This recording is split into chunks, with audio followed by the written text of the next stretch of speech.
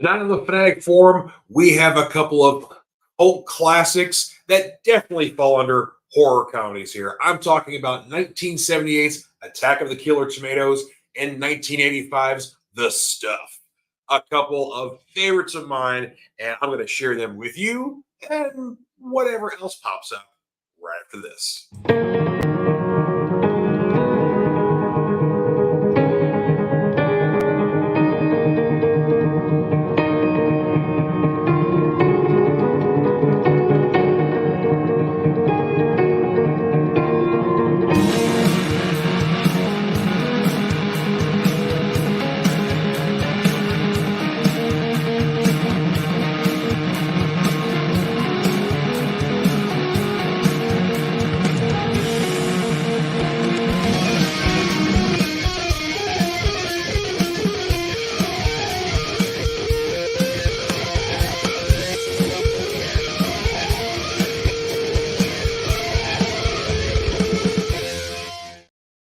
Hey everybody, happy Friday and welcome to the Fanatic Forum. I'm your Fanatic and host, George Buehler.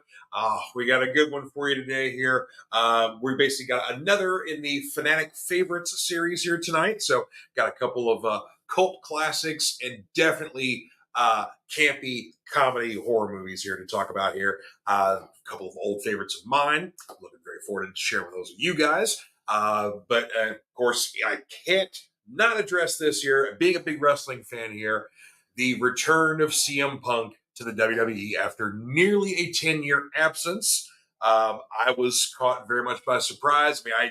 There was a lot of speculation online, a lot of rumors, yada, yada, yada, but I was like, I don't know, man. And sure enough, once again, he just appeared at the end of the pay-per-view, came out of the entranceway, waved at people, and got like 71 million views for that clip. So, he moves the needle, and WB hired him exactly for that. So, and they sure did it. So, I'm a fan of the guy anyway. I think he got the fuzzy end of the lollipop when it comes to AEW, and was kind of the victim of childish games and BS. But that's my opinion. There are many others out there. Of course, one day we may hear the whole story of what happened backstage with his various altercations and all the other games and things that would happen and all that other jazz. So there's got to be a documentary about this coming someday, and it's going to be amazing. So I look forward to checking that out. Anywho, do have some new comics to share with you guys. So I've got some really good ones here. And then we have definitely got to talk about some movies here. I even got some comments popped up in here already. I'm looking forward to that. Cool. All right. So starting off here with some indie books here. We'll shift things up a little bit here. Issue number 35 of Something is Killing the Children. I've been kind of talking about this book for the past couple of months, saying that, I've really been enjoying the series, but this particular storyline was taking a really long time to get resolved. This is the final issue, and things get resolved in gruesome ways. There is some surprises and a bit of sacrifice in this particular issue here. And kind of curious how things go from here. Definitely a bit of a status change for Erica. Some other people are not quite happy with her, even though essentially the job got done. But yeah, again, they say about, you can't make an omelet without breaking some eggs. A lot of eggs are broken in this issue. But yeah, really good. Very curious where the series is going to go from there. Another one from Titan here, of course. You guys know I've been singing the praises of Conan the Barbarian here. This is issue number 5. This starts a brand new story arc. Doug Braithwaite comes in to do the interior art here. This is the A cover here by Mike Deodato Jr. Love his art. This is a really cool story because it does pick up some elements from the previous series, or not series, but the previous storyline from the last couple of issues. But this does jump forward in Conan's timeline. So we were dealing with a younger Conan previously, those earlier issues. Now, basically, if you know your Conan history, the Queen of the Black Coast, the pirate queen Belit, who Conan was very much in love with and sailing the seven seas with her and having a wonderful time until she was basically killed by, in a fight with some serious other rogue pirates. But yeah, a bad time for Conan here. So he's drinking his sorrows away in a local town. You know, hooks up with some other thieves and basically takes a job. And then once on the job, some familiar bad juju pops up. So yeah, interesting stuff here. Like I said, just absolutely enjoying that series. And lastly, here from Mad Cave, I've talked about this series before. The Devil That Wears My Face. This is issue number 2. This is brought to us by David Prepos, Alex McCormick, and Justin Birch.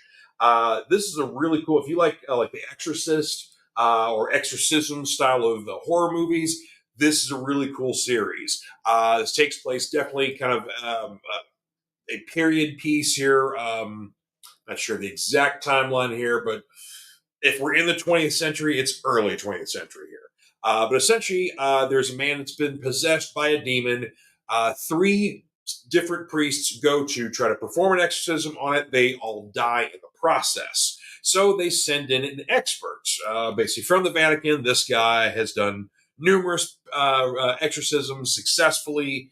It just seems to have a great talent for it. A very strong warrior of God, so to speak. Well, the demon basically lays a trap for this guy and essentially pulls a body switcheroo with the priest. So the demon is now in the priest's body. The priest's soul, spirit, whatever else is now in the possessed body, which is, though does not contain a demon, is still reacting to the basically the torture he's being put through by the other Catholic priests and kind of the it's not quite the Inquisition, but it's something similar to it. But yeah, so like his there's even a scene in here where the priest is basically saying a blessing, saying a prayer over himself, and his skin is boiling as he's doing this, but he still has the conviction to recite the prayer and do it. So really cool series though. But issue 2 kind of turns things on its head a little bit more than issue 1 did here, and our priest gets a bit of a leg up here, a little bit of help. So yeah, I'm just again a very clever series, clever take on basically. I mean, we've seen a lot of exorcism movies and different takes on things here. The Exorcism of Jane Doe, I think, is probably one of the most clever ones, because we're kind of doing it's an exorcism movie and it's a bit of a ghost thing. There's some witchery in there too, and yeah, it's a cool movie if you guys haven't checked that out. But yeah, so just again a nice, clever vehicle of how to do things there. Next up from our Marvel group here, this is Amazing Spider-Man Gang War First Strike. So the Gang War storyline is going to take up Spider-Man and a lot of other the street titles here. And literally, the Kingpin is off doing other things. He's no longer the mayor of New York City, and he's also not the head of organized crime in New York City anymore. That was laid to Tombstone. Well, Tombstone got himself almost killed. So he's in the hospital, and all the other gang lords throughout New York City decide they're going to essentially try to carve up New York City and, piece out their own territories here. And of course, there's a lot of fighting going on literally in the streets. So Spidey has to essentially assemble a group of other street level heroes to help him out. So you're going to see this basically take place within the actual Spider-Man book, within Miles Morales. There's also going to be a lot of miniseries coming out. And one of those in particular is Luke Cage. Mayor Cage, because yes, right now Luke Cage is mayor of New York City in Marvel Comics. The mayor has not been able to get his hands dirty the good old-fashioned vigilante way, because currently vigilantes are illegal in New York City. So it is illegal to be a superhero unless you are a government-sanctioned superhero, aka the Thunderbolts. And currently there are no Thunderbolts. They're kind of disbanded right now. So there you go. But yeah, this is going to be, I think, a 4-issue miniseries here. Good start on this one. Rodney Barnes is writing this. Rodney knows Luke Cage. So yeah, just good stuff there. If you enjoy Luke, good series. Of course, Iron Fist, Danny Rand does pop up, even though he's not an Iron Fist anymore. He hasn't had an Iron Fist in a few years now. So still knows his Kung Fu, but does not have the burning hands of a, immortal dragon in his heart anymore. That's left to some other guy. Lastly, here, got to talk about Moon Knight issue number 29. This is literally the second to last issue of this Moon Knight series. Issue 30 is the final issue, and then next year begins Vengeance of the Moon Knight. This is a storyline basically they're leading up to possibly killing off Mark Spector. He has been battling with an old nemesis of his known as the Black Spectre, who's proven quite elusive. So finally, we get our showdown that we have waited many, many issues for to come here. So this has been a fantastic storyline. A lot of chips come down in this issue here. Basically, this isn't the last issue, but there's a lot of stuff that happens in this here. So this is probably one of the better issues we've had in a while for Moon Knight. I'm looking very forward to how things end up. But we do have a bit of a cliffhanger on issue 29 here. So, and again, as I alluded to, we're teasing off killing off Moon Knight. So what do you think that cliffhanger might be? And lastly, our DCs here.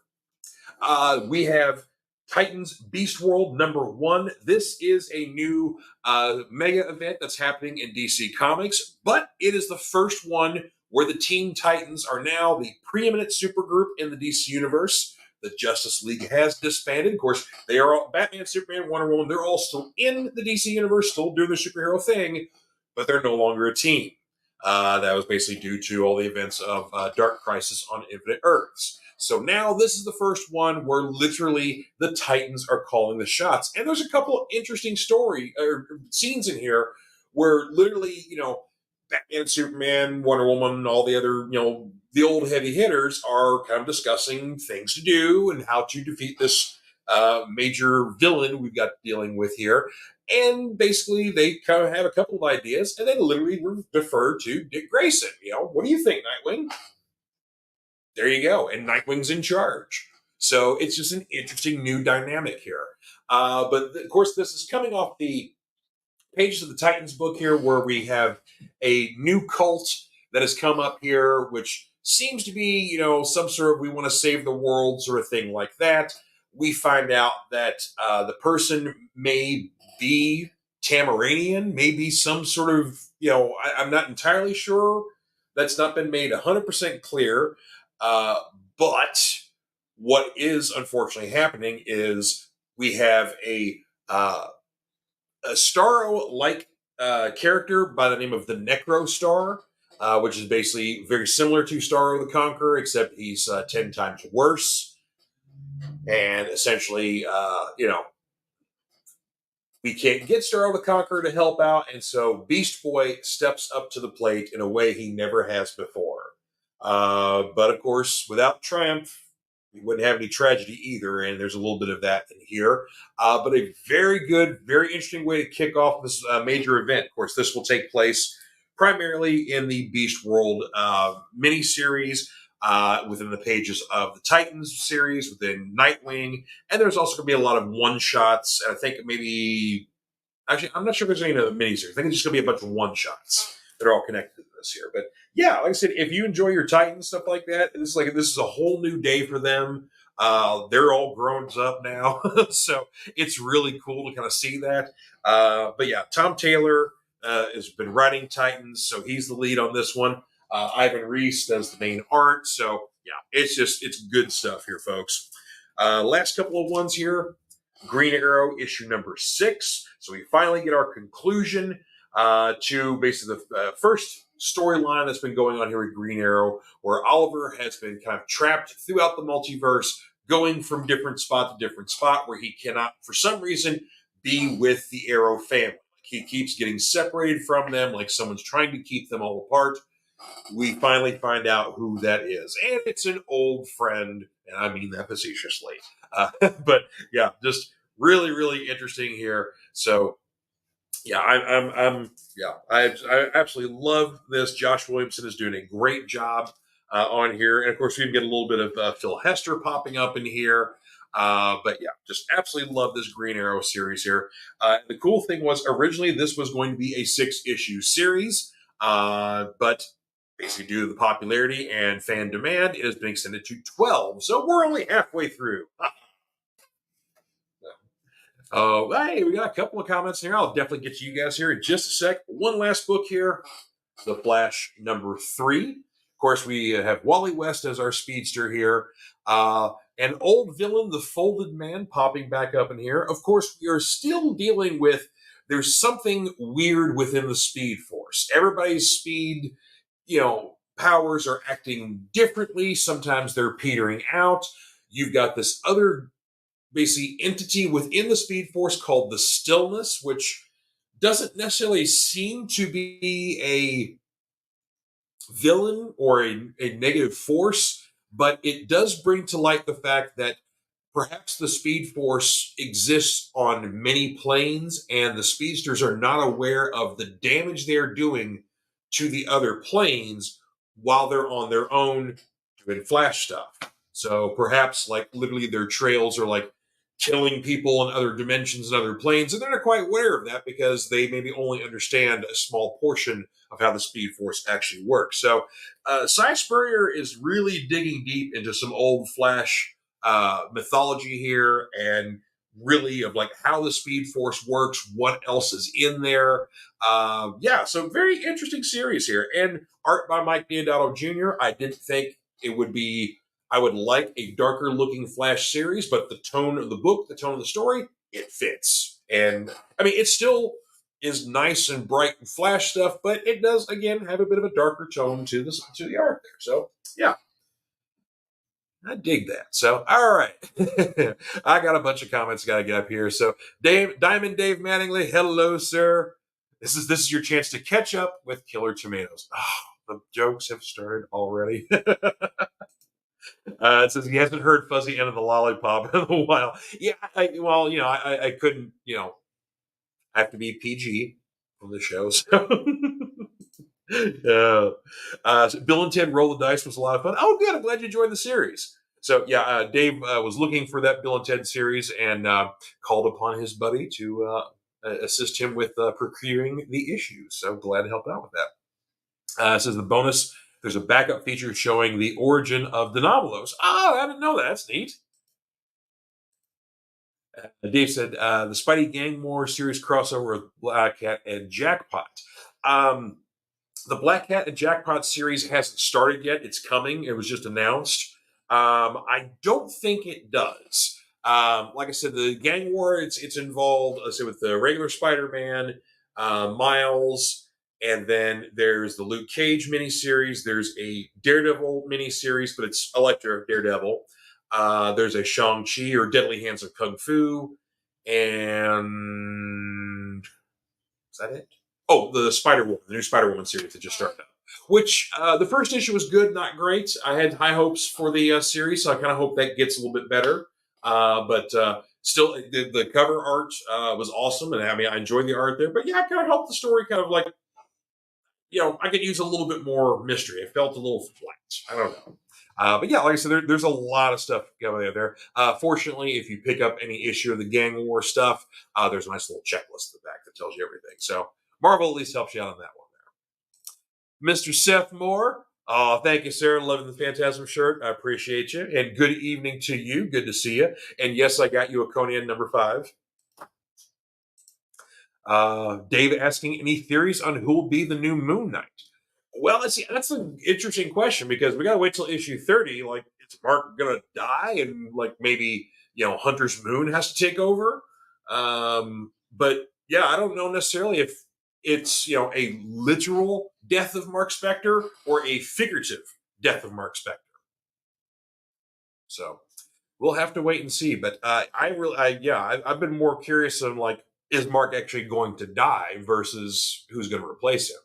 I mean, but my first guess would be Hunter's Moon. But we'll see. Dave saying Beast Boy levels up. Yes, I would agree. Beast Boy definitely levels up. Flash is leaving chemtrails to other worlds. He's more like he's leaving like fire trails and trails of destruction. But yeah, exactly. Hey, Bradley. Bradley Smith saying he also loves the Phantasm shirt. Thank you, sir. Appreciate you, man. You said they think that Attack of the Killer Tomatoes. Oh, you think you've seen Attack of the Killer Tomatoes? You've definitely seen the stuff. Okay, that's been forever since you watched it. Yeah. Well, of course, I did rewatches this week here, but my lovely wife Michelle had not seen the stuff before. I've subjected her to Attack of the Killer Tomatoes many times before, but she has not seen the stuff. So, what we're going to do is we're going to take a break for our sponsor, Comic Books for Kids, and then we come right back. We got to talk taters and stuff, or maters and stuff. Something like that. We'll be back. Comic Books for Kids provides comic books to kids in hospitals and cancer centers across the U.S. It's a place where we can all work together to make sure every child has a comic book. 100% of all proceeds go towards the kids. It's about making a difference, and while they're in the hospital, allowing them to fly like a superhero, battle dragons, or rescue teddy bears. We are in every state in the country and now support over 160 hospitals. Every month, we add more. Visit cb4k.org. Hey, we're back. And actually, just to add to you guys, this year's multiverse fundraiser, which is, of course, the Cereal Box Network. It's our yearly fundraiser we do coming up January 26th through the 28th. So it's an online con.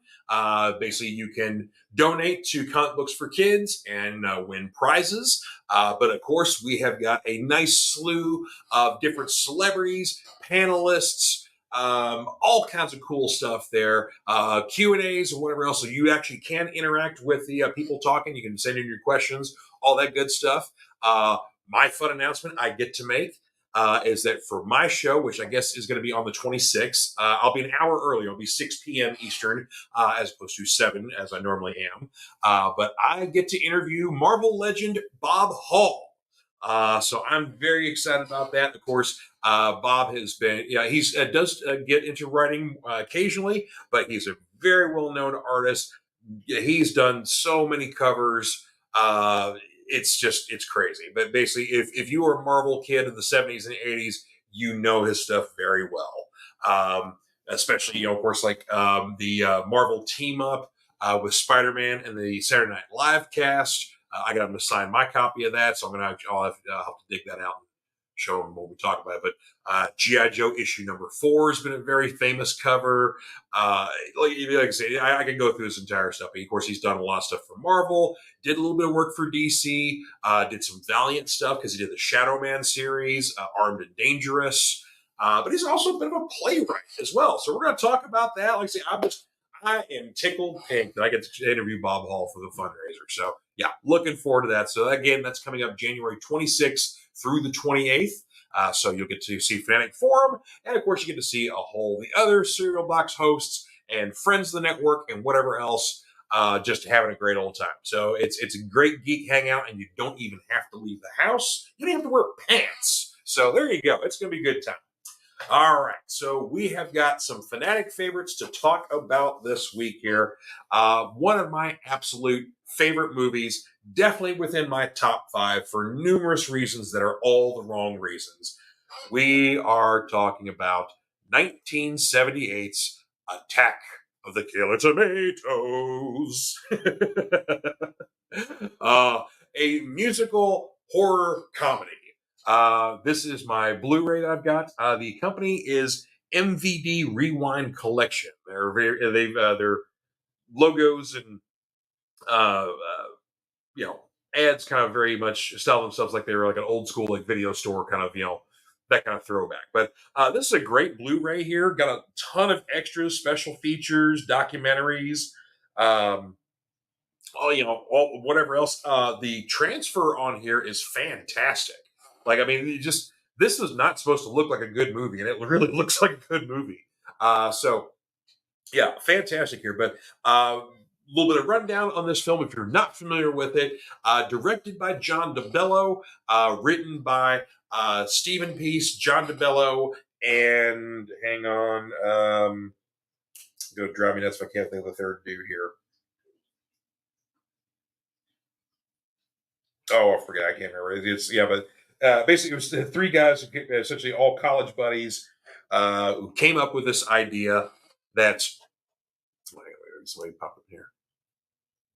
All right. But yeah, basically, some college buddies that wanted to spoof kind of like the monster movies they grew up with in the 50s, all like the Attack of the Killer, spiders and ants and giant insects and creatures and whatever else. So this was definitely spoofing that. You've also got ridiculous musical numbers in here. Of course, you got the theme song. Basically, you've got an ad salesman has his own little spiel here.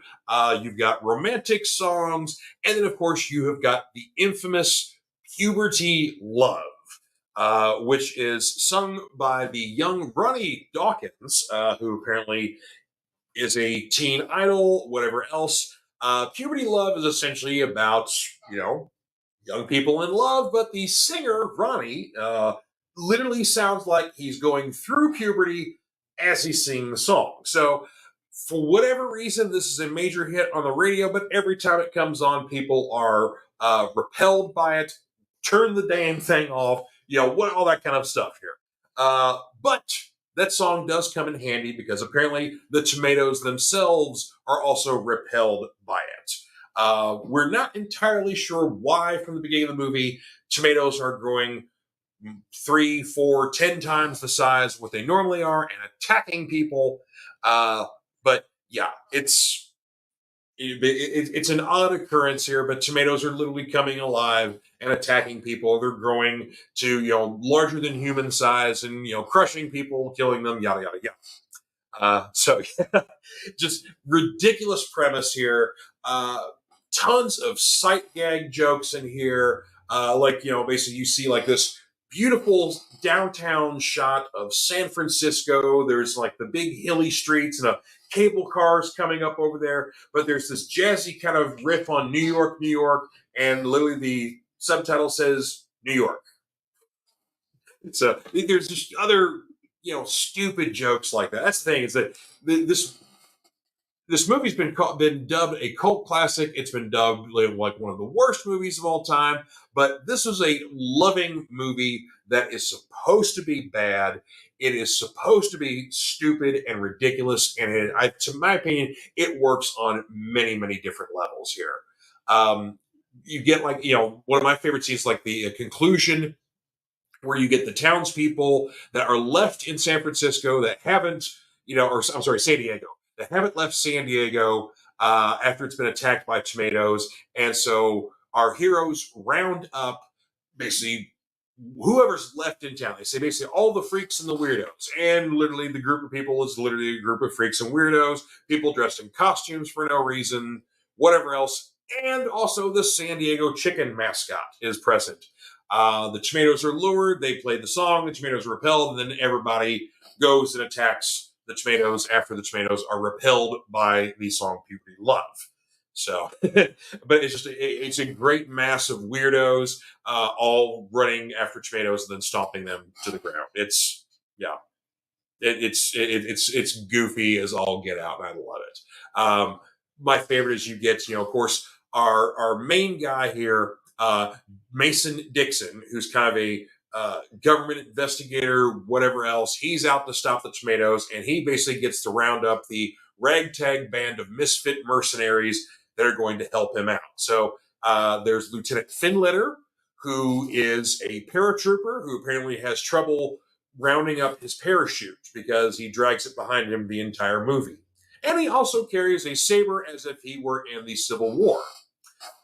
Then there is Greta, who is the swimming expert, but seems to never get near water. Then you also have a diving expert who also, I think in maybe just one scene, he gets in a fountain. But aside from that, never gets in water either. Then there's also the Master of Disguise, who is a large, heavyset black man who at one point disguised himself as Adolf Hitler. That's the kind of movie we're in right now, folks. Just absolutely love this here. And yeah, actually, we get some. I gotta get some comments here. We got some good ones pop up here. Let's see here. Oh yeah, Trevor Stanfield. Hello, sir. Good to see you. Yes, you're correct. In the opening scene of the movie, they literally crash a helicopter. The helicopter was basically landing, going to basically take a normal landing, and the tail clipped the ground, started going into a spin. So the pilot was not injured, thankfully, but the cameras were rolling, and since he wasn't hurt, wasn't killed, like, let's use it. So the movie is literally opening with a a helicopter crashing to the ground. So yeah, interesting stuff here. Seth Moore saying the MVD is a great boutique label and a great movie as well. I agree, sir. Yeah, cool. I'm gonna have to look out who else they've released and whatever stuff MVD has released here, because yeah, it's just great quality of the film and just some fantastic extras. So I'm happy with it. Let's see. Dave Mattingly said that I had that Spidey meets Belushi Samurai issue when he was a kid. Oh, okay, yeah. I currently have that. And like I said, I met Hall at a convention years ago, and so yeah, I've got him to sign it. I had him sign the sword. So like the big sword that's right up front there. So that's a fun issue. Let's see here. Dave says George loves Killer Tomatoes for the same reason that I love the Shags, the worst band in history. Yes, exactly. And, I have an appreciation for the Shags as well. So, but yeah, you know what? Didn't the Shag like? No, wait, no. I was trying to think. Like, did they have like a reunion or something like that? Like maybe a decade or so ago. But like their popularity kind of came back around, and you know like they got the sisters together, I think. So, anywho, Bradley says, there were 3 sequels and a cartoon in the 80s. Yes, and also Trevor brings up that comment again here. Sequel starred John Astin. Yes, so there were 3 sequels. You got Return of the Killer Tomatoes, Killer Tomatoes Eat France, and then I think it's like Killer Tomatoes on the Run or something like that, or or On the Loose, or well, something like that. But and then there was the cartoon in the early '90s that was on the Fox Kids lineup, which Sean Astin, John Astin, who's the father of Sean Astin, plays the like evil mad scientist who's manipulating tomatoes, and he's kind of like supposedly the whole head guy in charge. Even though in the original movie he wasn't involved, he wasn't in there. The head guy in charge was actually the press secretary this whole time, because he kind of figured he's a smarmy guy or whatever else. But yeah, so there were some other sequels. Matter of fact, I absolutely love Return of the Killer Tomatoes.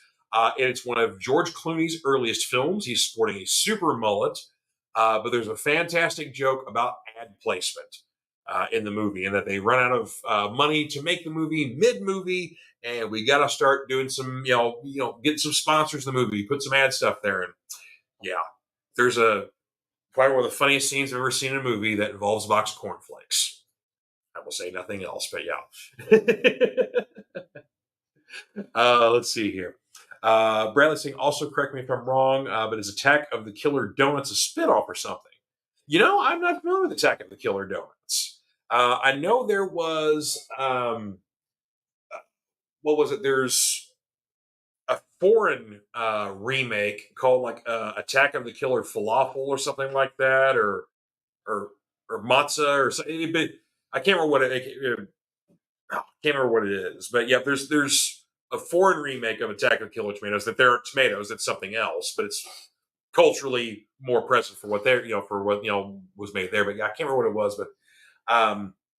But yeah, there's some other like references to Killer Tomatoes and other things, or there's even like a book where I can't remember what it is, but literally there's like other weird things have happened after tomatoes have risen up. It's called the Hollows. That's what it is, the Hollows series. Yeah, basically, this takes place after a tomato uprising. So weirdness, I know. Let's see here. Dave saying that I would love the creature wasn't nice. Okay, I'll check that out. Yeah, okay. And of course, the superhero musical comedy, The Return of Captain Invincible. And see, I absolutely love that Dave that champions Return of Captain Invincible. Folks, if you've not seen this movie, it's just again, if you enjoy like so bad it's good cinema, Return of Captain Invincible fits that moniker. Alan Arkin, Christopher Lee. It's a superhero satire movie, but yeah, highly, highly, highly recommend checking that one out. Let's see. Dave Manley says one of the Shag's sisters formed a new band and opened for Neutral Milk Hotel. Okay, cool. Yeah, I could have sworn like they had a reunion because I think at one point the sisters were all still alive, and they got wind that basically people have started to kind of appreciate their music and check them out. Whatever else. I think like Sean Lennon was like a big fan of theirs too and helped out with the reunion. So anyway, but back again to Killer Tomatoes. One thing I definitely have to point out, of course, like I said, dude, just fantastic performances, stupid sight gags, but another did you know factoid in here. The song Puberty Love, I guess that was the infamous song, helps drive off the tomatoes, was credited to a young Fu Cameron. But actually, it is Matt Cameron, who would later go on to be the drummer for Soundgarden and then later Pearl Jam. And then when Soundgarden back together again, he went back to Soundgarden. Actually, he was doing double duty. So, yeah. But that Matt Cameron is who sings Puberty Love. Basically, he was a neighbor with director John DeBello, and they knew him as the music guy anyway because he was already probably drumming at that point. And so, like, hey, we need a kid to sing this song. Can you sing it all funny and whatever else? And there you go. So, yeah. Attack of the Killer Tomatoes. There you go. Love that movie. Let's see. Trevor Stanfield asking, isn't the way Mars attacks aliens stolen from Killer Tomatoes? No, yeah, you're right. Because the aliens are driven off by, God.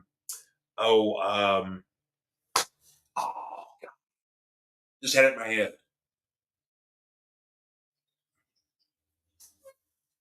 Old country singer, but basically, yeah, he, the lead character's grandma listened to the records. And Slim Whitman.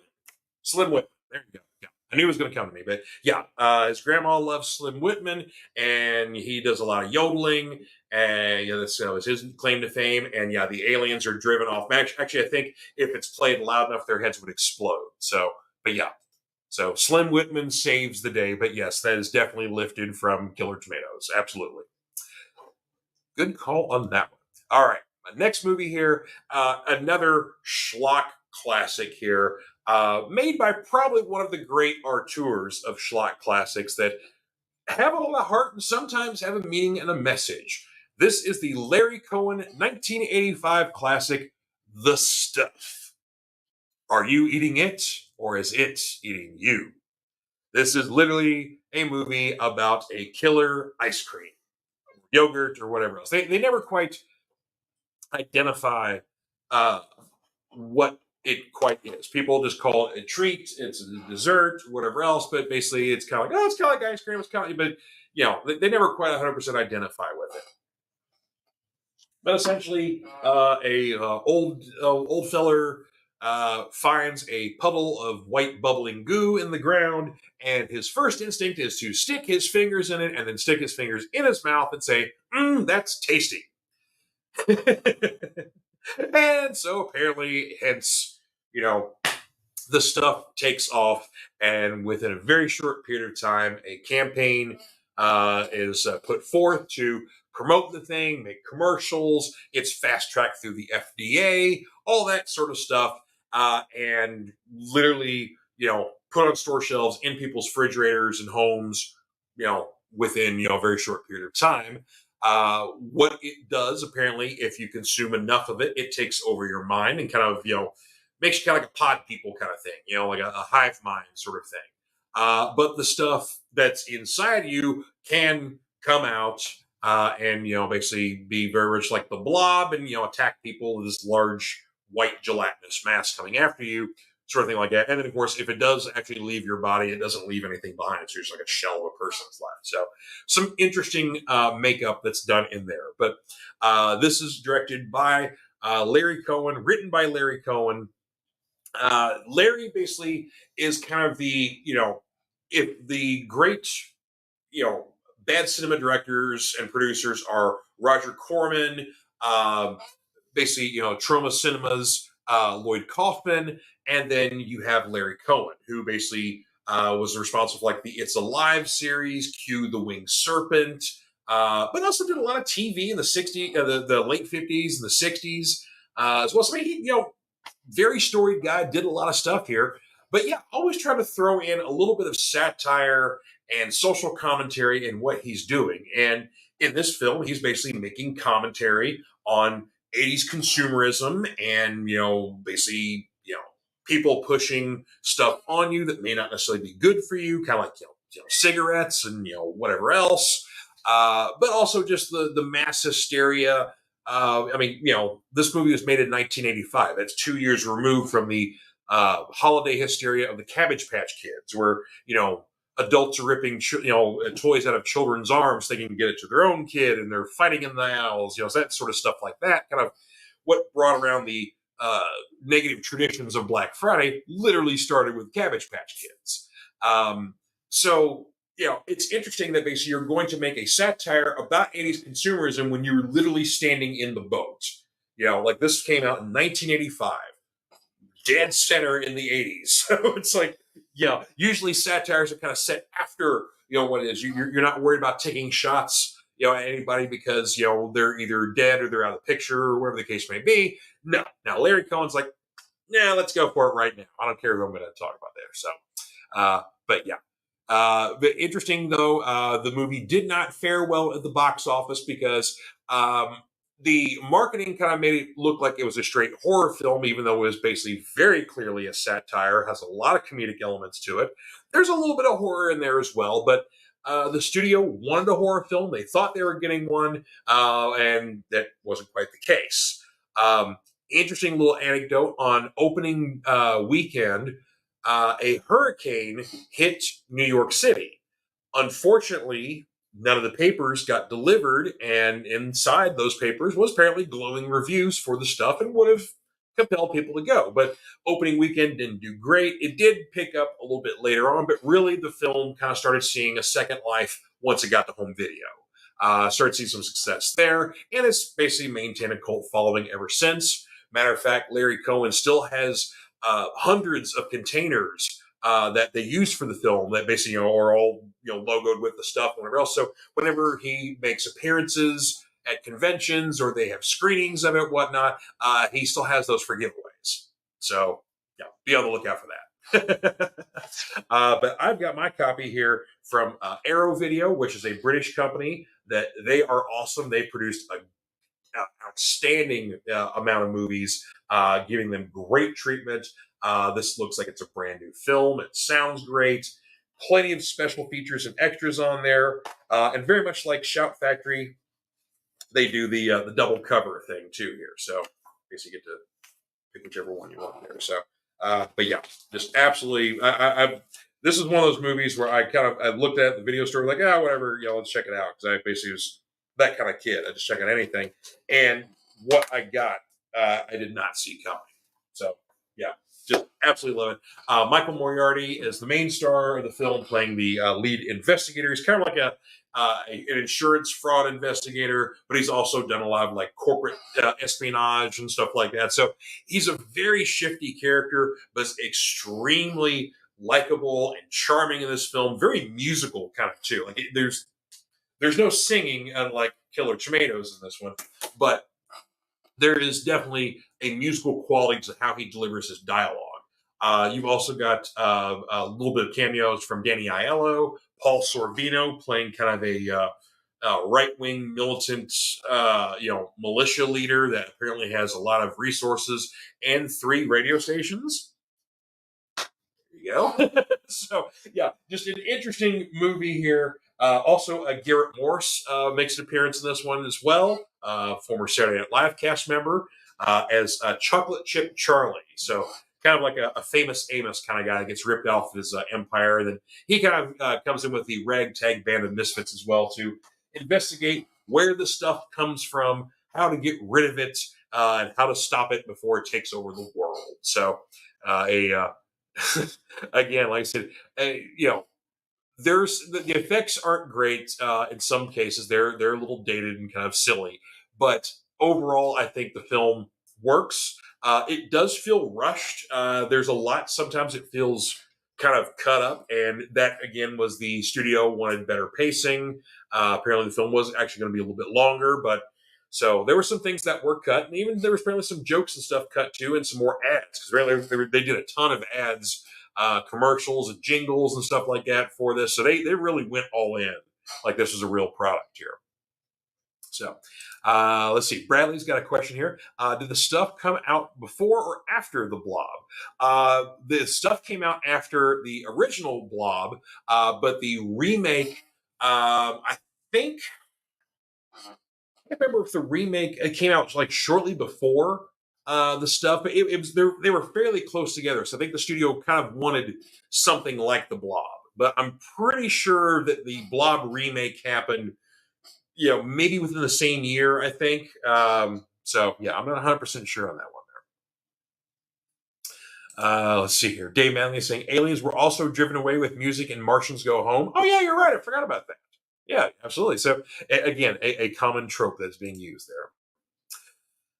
Bradley says that for him, the most memorable part of the stuff was when the kid throws the stuff all over the store and gets hauled off by security. Oh, yeah, exactly. Yes. Yeah, there's a scene kind of early on in the movie where one of our protagonists, who's a young boy who kind of sees basically the stuff for what it is kind of early on, because he basically sees it moving in his fridge when it shouldn't be, while the rest of his family all become, as they call them, stuffies, where they're pod people, they're taken over by the stuff. But yeah, this kid just runs roughshod through the dairy aisle of his local grocery store, trying to destroy as much of the stuff he can, and it's hilarious because it basically takes 3 grown men to pin this young child down who's probably like 13, 14, something like that. So it's just it's a hilarious scene. And then also, yeah, he does have a fake out scene where he has to eat shaving cream and act like he's eating stuff, and then of course later on he very shortly after he has to puke up the shaving cream. Let's see here. Oh, it's the same question a few times, right? So we've already answered that one. But yeah, so again, just the stuff falls under definitely a consumerism is bad. Always kind of check why companies are shilling different products at you. Maybe it's not necessarily good for you as they say it is. All that kind of stuff like that. Under the auspice of basically this giant white blob, attacking and killing people and taking over their minds and all sorts of things like that. There's a lot of miniature work that's actually really good in the film, a lot of stop motion stuff to basically use the stuff in there. Usually when they were doing the stop motion or some of the other effects they do, because they do one of the old basically kind of the rotating room, kind of you're dancing on the ceiling sort of thing, like Fred Astaire. And so there's a scene where basically fire extinguisher foam is basically used to be the stuff, but there's a lot of times they used yogurt, they used Haagen-Dazs ice cream, which apparently that had to get expensive after a while because Haagen-Dazs ain't cheap. But yeah, so just interesting how this essentially it's a horror movie where you're being chased by a white gelatinous blob or people who have white gelatinous blobs inside of it. But you do see some interesting effects with the stuff itself when we're kind of seeing like the large cesspool where they're all getting it from, and it kind of like it's alive itself and kind of coming out of the ground. So yeah, you see some interesting model work there. Again, like I said, a lot of miniature work is used in the stuff, so some good and some bad effects. It's kind of a mixed bag there, but again, I highly recommend checking this out just for just some outstanding performances, especially Michael Moriarty. He was a frequent collaborator of Larry Cohen. And yeah, just his performance in this one, I think, is one of his best. Definitely a highly underrated actor. People who know his work, he's just one of those great character actors. But yeah, this is truly a tour de force for him. Of course, one of my favorite early lines is he's got this one kind of a thug kind of taunting him, but knows he used to work for the FBI, and he's kind of like, oh yeah, we'll go back to the FBI, or go back here, where they, where you came from, or something like that. And he's like, hey, you ever talk to the FBI? Tell him I said this, and he just punches the guy right out. So it's like, just one of my favorite scenes. It gets me every time. Tell the FBI I said this, and punch. But a lot of character actors you recognize are in this film here as well. But yeah, definitely worth checking out. So yeah, a infamous pair here: Attack of the Killer Tomatoes and the stuff. So there you go. Those are my Fanatic favorites for this week here. I definitely always want to hear what you guys think. What are some of your favorite films? Definitely share those on here. We can talk about them if I know what they are, which more than likely I probably do. I've seen a lot of movies, but yeah, I love talking with you guys and sharing your favorites and my favorites with you all because that's what we're all about here at the Fanatic Forum. So like, share, subscribe, all that good stuff. Share with your friends. Bring everybody to the table here because we're all welcome here. Geeks of the world unite. Anywho, next week we've got a couple more weeks of Fanatic favorites here, and then Mrs. Fanatic is going to be returning for some Christmas break reading tips here for you guys. Some reviews that she's got for different books here. But my next pair I'm doing here, we're going to go straight into comedies here. Some of my favorites growing up here. We're going to talk about the Police Squad series, which basically is where the Naked Gun films came from. A 6-issue series, or I'm sorry, 6-episode series that aired on CBS. That was shortly after the Zucker and Abrams success with Airplane, but didn't quite repeat. So they had to kind of retool, and basically a few years later, we get the Naked Gun films, and there you are. And then my other pick, we're talking about Barry Gordy's The Last Dragon, a film I absolutely champion and love and have since I was a kid. So I can't wait to share that with you guys here. Let's see. Oh, got a couple more comments here. Trevor Stanfield asking, have you seen Wild Zero? Yes, love me some Wild Zero. Folks, it's a Japanese film that, how do we describe Wild Zero, Trevor? It's a zombie movie. It's a rock and roll. There's some comedic elements. There's some supernatural stuff in there. There's a lot of sword play. It is a no pun intended. It is a wild film. But what is the name of the band that's featured in the film? Was it Powerwolf or I can't remember. There's basically a Japanese hard rock group, kind of a bit of a punk rockabilly kind of feel to them. And they're essentially the leads of the film, but also they provide all the music for it as well. So yeah, there you go. Trevor saying rock and roll zombie alien invasion movie. Oh yes, Guitar Wolf. Yes, thank you, Guitar Wolf. Thank you. I knew Wolf was in the name somewhere. So yes, thank you, Guitar Wolf. So yeah, look up Guitar Wolf if you can. If you can't find Wild Zero, I don't know if it's streaming anywhere or not. But I've got a DVD copy of it I got years ago. But a friend of mine, Andy Shaney, turned me on to it. And yeah, it is one of the most unique films I've ever seen. But yeah, it is worth checking out. Dave Manley says the stuff came out a year after Ghostbusters, which covered everyone in marshmallow cream. You're right, it did, and it didn't even come anywhere near close to the success of Ghostbusters. Bradley Smith saying, do I plan on talking about any Christmas horror films like Krampus or Silent Night, Deadly Night? That's a good question. You know what? I think you know what? You've given me an idea, Brad. We're gonna do some Christmas horror movies because on my buddy Brian's movie Meltdown podcast last year, we talked about like some of the worst Christmas movies, and of course some of those I brought up were horror movies. But one I actually talked about that I really like, which is a low budget film that kind of gets several names. It is originally called You Better Watch Out, but sometimes it is found under the name Christmas Evil. But it is worth looking into. But yeah, that's a good idea. I think I think we're definitely gonna check out some Christmas horror movies. So good idea, Brad. I appreciate that, man. Oh, and Trevor's saying that Guitar Wolf still tours. Oh, sweet. Okay. And Dave asking the all-important question, who's the master? Show enough. Let's see. Dave Alex says, I'll take Big Trouble in Little China over The Last Dragon any day, but both are great. Okay. I would not have to make that decision. I enjoy both very much because I'm a huge John Carpenter fan. So that's a Sophie's choice for me. I couldn't make that decision. So I would say both. So there you go. But yeah, next week we're going to talk The Last Dragon and Police Squad. So I look forward to that. As always, I love hanging out with you guys. So you all have yourselves a wonderful weekend. There's a whole bunch of cool stuff out. If you haven't seen Thanksgiving, check that out. Silent Night just dropped a new movie by John Woo, which we haven't had one of those in a long time. So, woo! Looking forward to that one.